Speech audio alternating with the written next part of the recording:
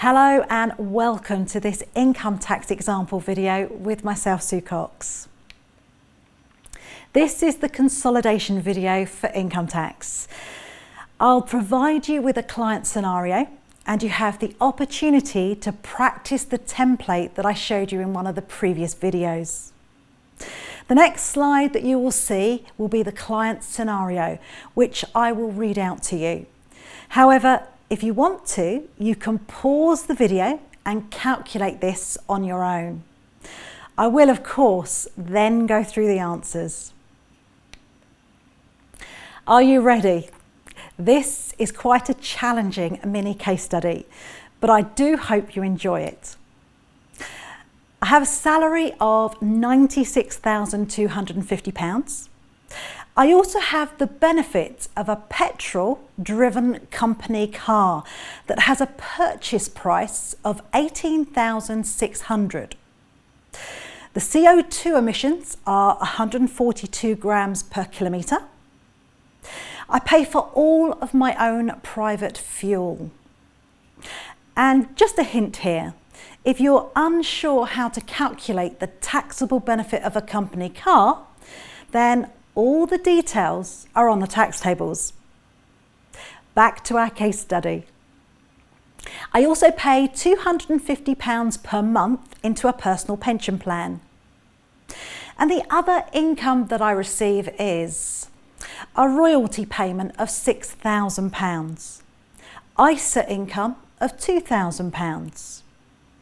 I also have a real estate investment trust, which provides me with property income distribution of £5,000, which is interest, and a non-property income distribution of £5,000, which is dividends. Your challenge is to press pause and calculate this by yourselves. Before I even do the template, I'm going to show you how to calculate the taxable benefit of the company car first. Now, the reason for this is that the taxable benefit needs to go into the template.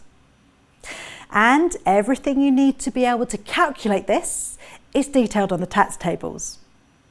It tells you that the first 95 grams per kilometre is 23%. And then for every full 5 grams per kilometre, you add an extra 1%. Now the purchase price was £18,600 and it had CO2 emissions of 142 grams per kilometre. And so the first 95 grams equals 23%. And then 142 minus the 95 equals 47. And be careful here. Remember the rules for every full 5 grams per kilometre, so make sure you round down. 45 divided by 5 equals 9%. And then we add them together to get 32%. So the taxable benefit is the purchase price of £18,600 multiplied by the 32%, which gives a taxable benefit of £5,952. Now you can complete the template.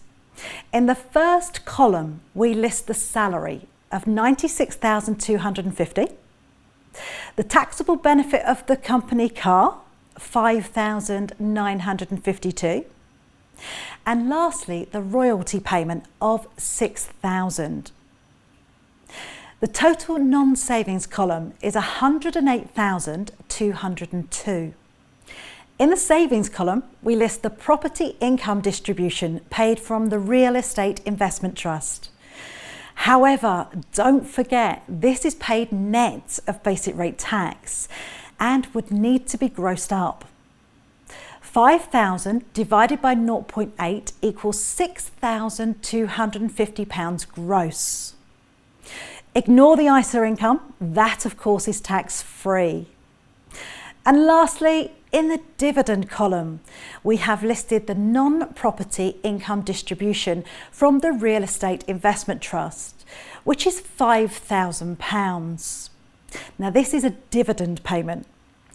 The total gross income from all sources is £119,452.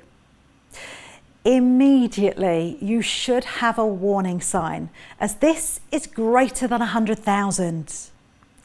However, don't forget, we use the adjusted net income to calculate the personal allowance, and this would need to be calculated next. To calculate the adjusted net income, we take the gross income and deduct the gross pension contributions. The gross pension contributions will be £250 divided by 0.8 and then multiplied by 12, which gives £3,750. The gross income of £119,452 less the £3,750 equals £115,702 as the adjusted net income. Unfortunately, this is still greater than £100,000. So next, we need to reduce the personal allowance. To calculate the new personal allowance, we take the adjusted net income, £115,702, and deduct the £100,000 threshold, which equals £15,702. Now on the tax tables, it tells you that for every £2 above, we take £1 from the personal allowance, or in plain language, divide by 2. 15,702 divided by 2 equals 7,851. And lastly, we take the personal allowance of 12,500 and deduct 7,851. This means the new personal allowance for the individual would be 4,649. Now back to the template. We need to deduct the new personal allowance from the non-savings income. This will give a total taxable non-savings income of £103,553. The savings and dividends columns haven't changed, so when we add these all together, we have a total taxable income of £114,803. This tells us that this person is a higher rate taxpayer. Now we need to calculate the tax. But be careful. You can't use the normal income bands because this person contributes to a personal pension. Remember, they only receive 20% at source and will need to reclaim the additional 20% by increasing the basic rate band. The gross pension contribution, £3,750, is added to the basic rate band of £37,500. And this means that the person would have a new basic rate band of £41,250. Now we can start calculating tax. Remember to use the headings, as it will let the examiner know what tax you are calculating. First, we calculate the non-savings income. The first £41,250 is taxed at the basic rate of 20%, which equals £8,250. The next £62,303 is taxed at the high rate of 40%, which equals £24,921.20. Add these together to get a total non-savings tax liability of £33,171.20. Next, we calculate the savings income. We need to remember that this person is a high rate taxpayer and therefore will only receive £500 of the personal savings allowance. The first £500 is taxed at 0.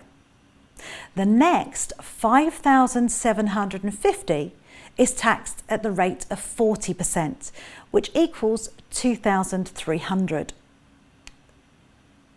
Next, we have the dividends of £5,000. And everybody is entitled to the dividend allowance, regardless of their tax position. The first £2,000 will be taxed at 0.